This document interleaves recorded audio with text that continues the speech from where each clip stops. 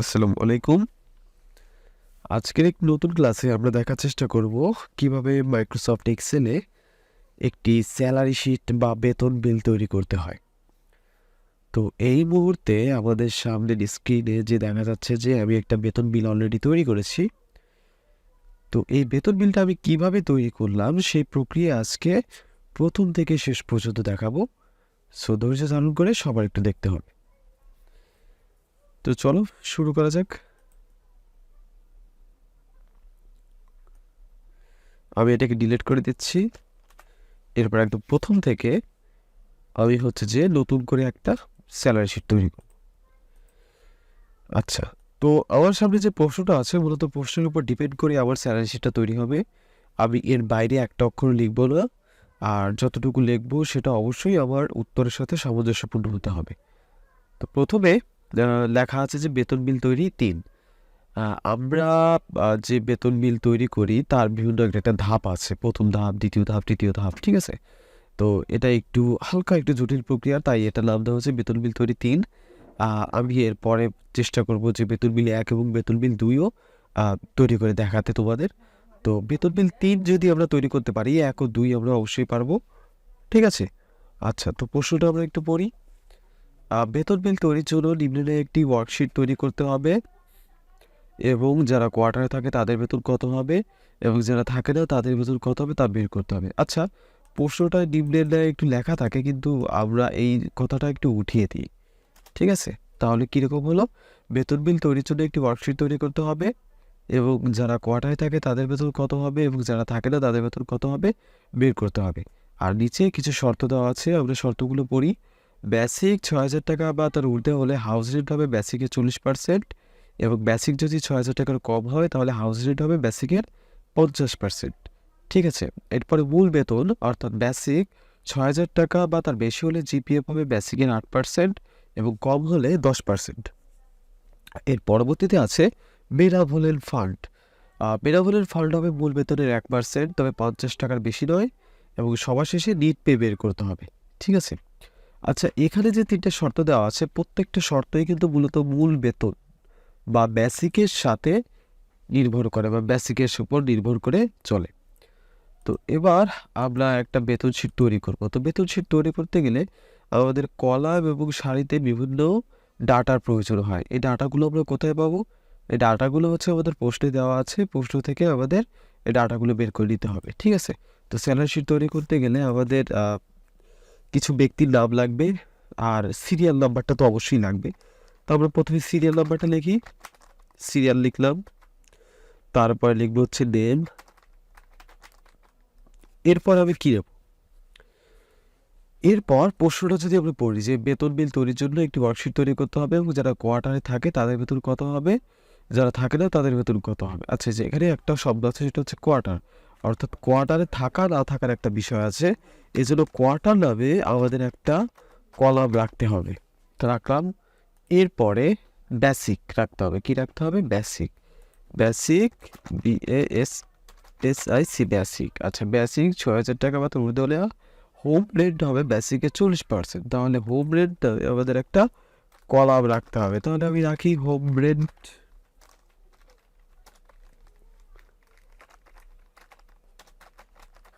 আচ্ছা, এরপরে মূল বেতন ৬,০০০ টাকা বা তার বেশি হলে জিপিএফ হবে বেসিকের 8%। এখানে জিপিএফ বলতে জেনারেল প্রভিডেন্ট ফান্ড বোঝায়। তো তাহলে জিপিএফ নামে আমাদের একটা কলাম থাকতে হবে। তাহলে রেখি জিপিএফ, জেনারেল প্রভিডেন্ট ফান্ড। এরপরে মূল বিএফ, বিএফ অর্থাৎ বেনাভোলেন্ট ফান্ড। এটা কল্যাণ তহবিল হবে মূল বেতনের 1%, তবে 50 টাকার বেশি নয়। তাহলে আমাদের একটা কলাম রাখতে হবে, সেটা হচ্ছে বিএফ। এরপরে রাখতে হবে কি? নিট পে। তো লেখি নিট পে। আচ্ছা, এবার আমরা যে বেতন বিলটা তৈরি করব এটা মূলত 8 জনের বেতন বিল তৈরি করব। তো এই জন্য আমি 1 থেকে 8 পর্যন্ত সিরিয়াল দিই।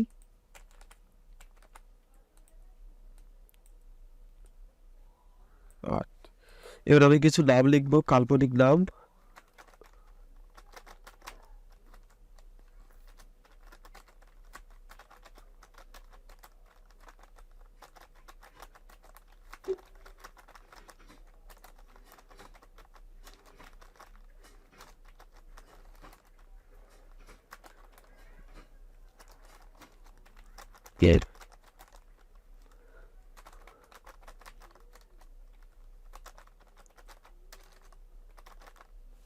আচ্ছা, আমি কিছু নাম নিয়েছি। এবার কোয়ার্টারে থাকা না থাকার একটা বিষয় আছে এখানে। তো যেহেতু আমাদের প্রশ্নে উল্লেখ করে দেয়নি যে কে কে কোয়ার্টারে থাকে বা কে কে থাকে না, তো সেহেতু আমি আমার ইচ্ছে মতো এখানে সেটা লিখতে পারি। আমি এখানে ওয়াই এবং এন দ্বারা বুঝাবো যে কারা কোয়ার্টারে থাকে এবং কারা কোয়ার্টারে থাকে না। তো ওয়াই দ্বারা বুঝাচ্ছি যে এরা হচ্ছে কোয়ার্টারে থাকে, আর এন দ্বারা হচ্ছে না। ঠিক আছে, তো আমি এটা আমার ইচ্ছে মতো সাজাই। পোস্টে যদি নির্দিষ্ট করে কিছু বলে দেওয়া না থাকে তাহলে আমরা এরকম ইচ্ছে মতো সাজাতে পারি। এরপরে বেসিক। আচ্ছা, বেসিকটা আমরা কত ধরবো? আমরা কি 50,000 থেকে শুরু করবো না 20,000 থেকে শুরু করবো?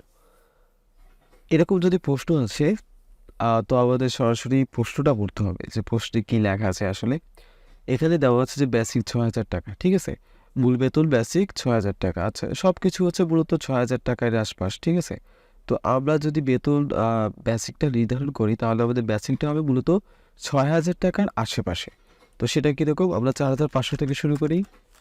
4,500, তারপরে হচ্ছে 5,500, এরপরে রাখি হচ্ছে 6,000, এরপরে 6,520, এরপরে রাখি 7,850, এরপরে রাখি 9,000, এরপরে রাখি 3,000, এরপরে রাখি হচ্ছে 4,500। ঠিক আছে, ইচ্ছে মতো রাখলাম, এলোমেলোভাবে রাখলাম, কোনো সমস্যা নেই। যেহেতু আমরা প্র্যাকটিস করছি বা শিখছি, সেক্ষেত্রে কোনো সমস্যা নেই। এরপরে আমাদের পরবর্তী কলাম আছে হচ্ছে হোম রেন্ট। এখন হোম রেন্টে আমি কিভাবে টাকাটা বসাবো সেটা আবার দেওয়া আছে প্রশ্নে। প্রশ্নে লেখা আছে বেসিক 6,000 টাকা বা তার ঊর্ধ্বে হলে হোম রেন্ট হবে বেসিকের 40% এবং বেসিক 6,000 টাকা বা তার কম হলে হোম রেন্ট হবে বেসিকের 50%। অর্থাৎ আমাদের হোম রেন্টটা টোটালি নির্ভর করছে হচ্ছে বেসিকের উপর। বেসিক যা হবে তার উপর ডিপেন্ড করে আমাদের হোম রেন্টটা লিখতে হবে। তো এক্ষেত্রে কি আমরা বসে বসে ধরে ধরে লিখবো? না, এক্ষেত্রে আমরা একটা শর্ত ব্যবহার করব, সেটা হচ্ছে ইফ। তো এই জন্য আমরা হোম রেন্টের এই সেলে ক্লিক করব, অর্থাৎ প্রথম সেলে ক্লিক করব, তারপর চলে যাব হচ্ছে ফর্মুলা বারে।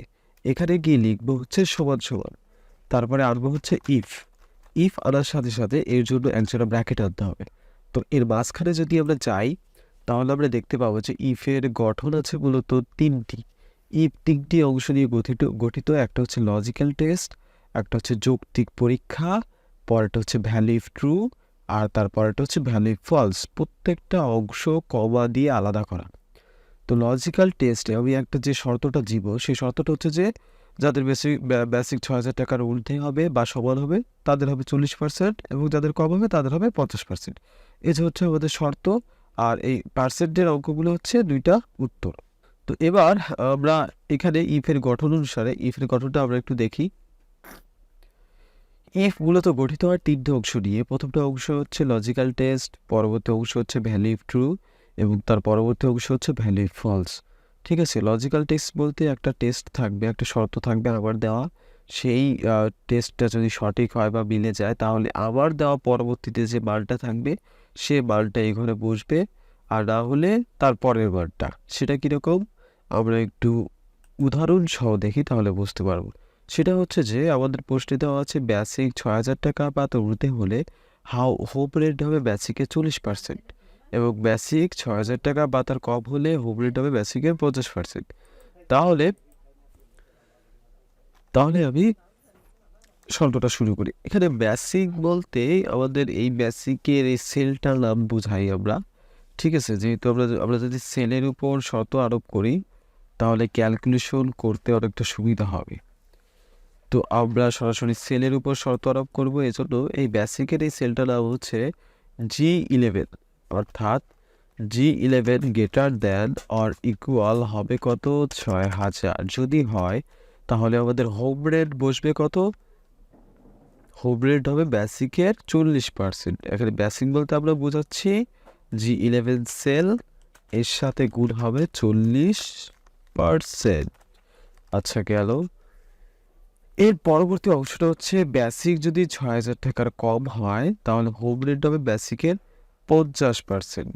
এখানে আমি যে শর্তটা দিচ্ছি এই শর্তটার বাকি অংশটাই কিন্তু পরবর্তী অংশের সাথে সম্পূর্ণ মিলে যায়। অর্থাৎ বাকি অংশটা হচ্ছে 6,000 টাকার কম। একটা অংশ হচ্ছে 6,000 টাকার সমান অথবা বেশি এবং আরেকটা অংশ হচ্ছে 6,000 টাকার কম। যদি এই শর্তটা মিলে যায় যে বেসিক 6,000 টাকার সমান অথবা বেশি হবে, তাহলে আমার অ্যান্সার আসবে এইটা, বেসিকের সাথে 40% গুণ করলে যা হবে তাই বসে যাবে। আর যদি না হয় তাহলে কি বসবে? তাহলে বেসিকের সাথে 50% গুণ করলে যা হবে তাই বসে যাবে। আবার শর্ত শেষ, আমি জাস্ট ইন্টারফেস করব, খুব সহজে আমার রেজাল্টটা চলে আসলো। এরপর হচ্ছে জিপিএফ বা জেনারেল প্রভিডেন্ট ফান্ড। এটার শর্তটাও একদম বাড়ি ভাড়ার যে শর্তটা আছে সেটার মতো একই, শুধুমাত্র পার্সেন্টেজের ক্ষেত্রে আলাদা।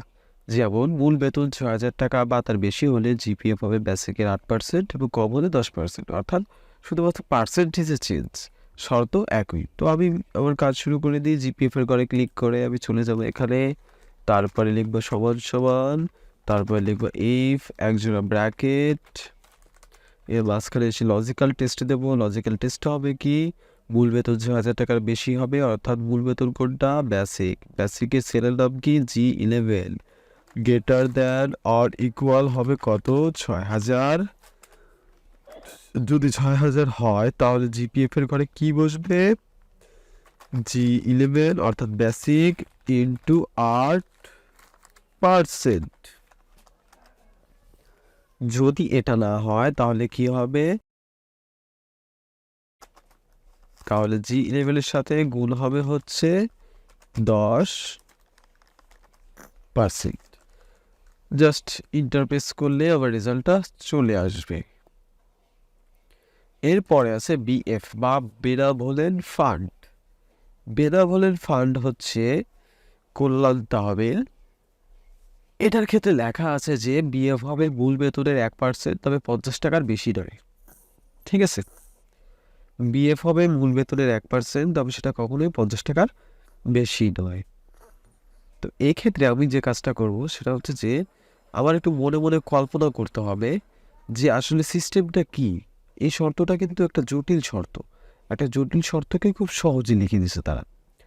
তো আবার এখানে কল্পনা করতে হবে যে কেউ যদি কারো যদি মূল বেতনের 1% 30 টাকা হয় তাহলে সে 30 টাকাই পাচ্ছে, কারো যদি মূল বেতনের 1% 45 টাকা হয় তাহলে সে 45 টাকাই পাচ্ছে, কারো যদি মূল বেতনের 1% 50 টাকা হয় তাহলে সে 50 টাকাই পাচ্ছে।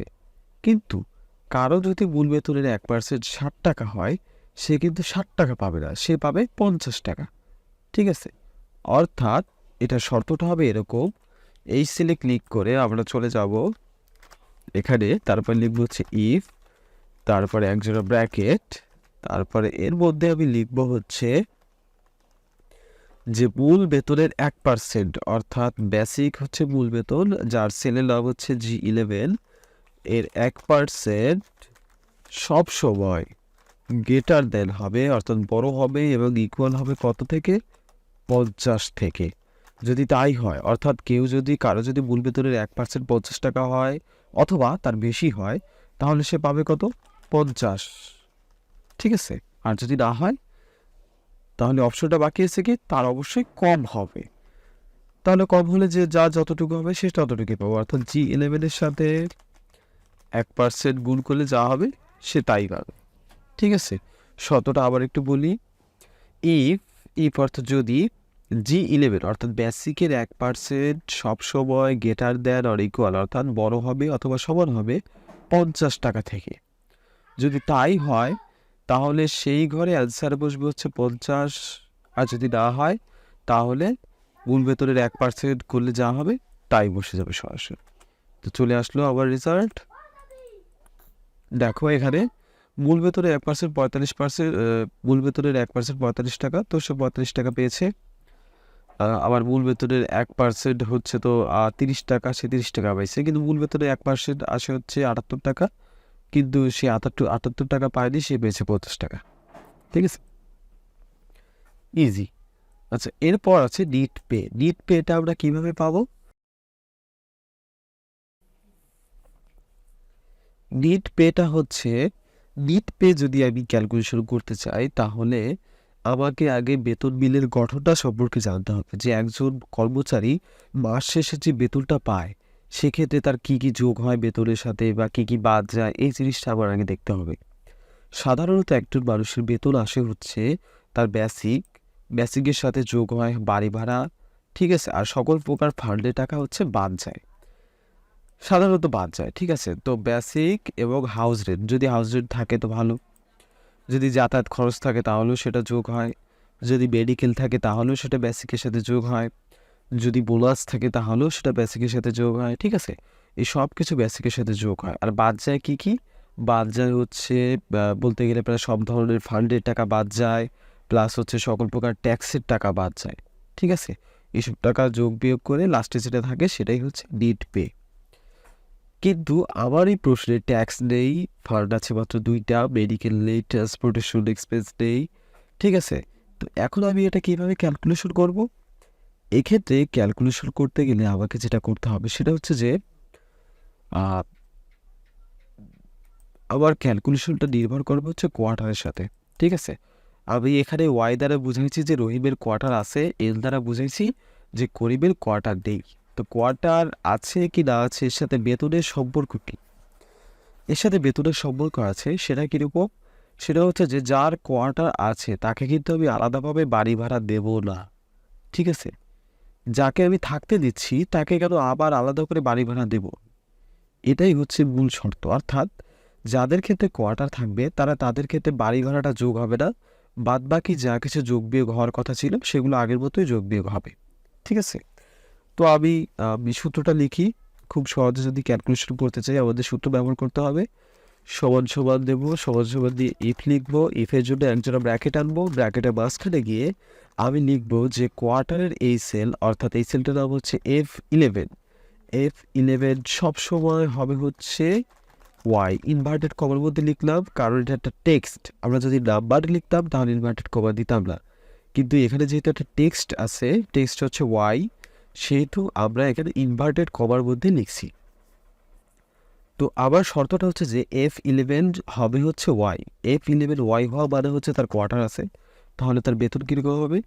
তার বেতন হবে বেসিক, তার থেকে বাদ যাবে দুইটা ফান্ডের টাকা, বাস যোগ বিয়োগ করলে যা হবে সেটাই সেলে বসে যাবে টিট পের ঘরে গেল। এবার যদি এরকমটা না হয়, অর্থাৎ F11 সেলে ওয়াই বাদে যদি অন্য কিছু থাকে তাহলে কি হবে? তাহলে তার বেতন হবে, অর্থাৎ অন্য কিছু যদি থাকে তার মানে তার হচ্ছে তার কোয়ার্টার নেই। যার কোয়ার্টার নেই তার ক্ষেত্রে বেতন হবে তার বেতন মূল বেসিক যোগ হবে, তার সাথে যোগ হবে হচ্ছে বাড়ি ভাড়া, বাদ যাবে দুইটা ফান্ডের টাকা, বাস যোগ বিয়োগ হয়ে যা বসার কথা সেটা বসে যাবে। তো আমার শর্ত শেষ। আমি আবার একটু বলি, আমি এখানে শর্ত লিখছি F11 ইকুয়াল টু ওয়াই, অর্থাৎ F11 সবসময় ওয়াই থাকবে। যদি ওয়াই থাকে তাহলে তার ওয়াই মানে হচ্ছে তার কোয়ার্টার আছে, আমরা তাকে বাড়ি ভাড়া দেবো না। তাহলে বাড়ি ভাড়া যদি না দিই তাহলে তার বেসিক যোগ হবে, বেসিকের সাথে বেসিক থেকে বাদ যাবে দুইটা ফান্ডের টাকা, বাস যেটা থাকবে সেটা বসে যাবে এখানে। আর যদি ওয়াই বাদে অন্য কিছু থাকে, অর্থাৎ এন থাকে বা অন্য কিছু থাকে, তাহলে তার বাড়ি ভাড়া বা নিট পে হবে হচ্ছে বেসিকের সাথে যোগ হবে বাড়ি ভাড়া, তার থেকে দুইটা ফান্ডের টাকা বাঁচছে, ঠিক আছে। ইন্টারপ্রেস করি, আমার টাকাটা চলে আসলো। এই হচ্ছে আমাদের রেজাল্ট শিট তৈরি হয়ে গেল। এবার চাইলে আমরা এটাকে একটু ডিজাইন করতে পারি, বাস। আচ্ছা, এখানে এই লেখাগুলো বোল্ড হয়ে যাচ্ছিল কারণ হচ্ছে যে এখানে আমি আগে একটা ফরম্যাট ব্যবহার করছিলাম বা একটা রেজাল্ট শিট তৈরি করা ছিল, তাই এগুলো এরকম বোল্ড দেখাচ্ছে। তো যাই হোক, আমরা আজ শিখলাম কীভাবে একটি বেতন বিল তৈরি করতে হয়। আশা করি তোমরা বাসায় প্র্যাকটিস করবে এবং এগুলো করতে পারবে।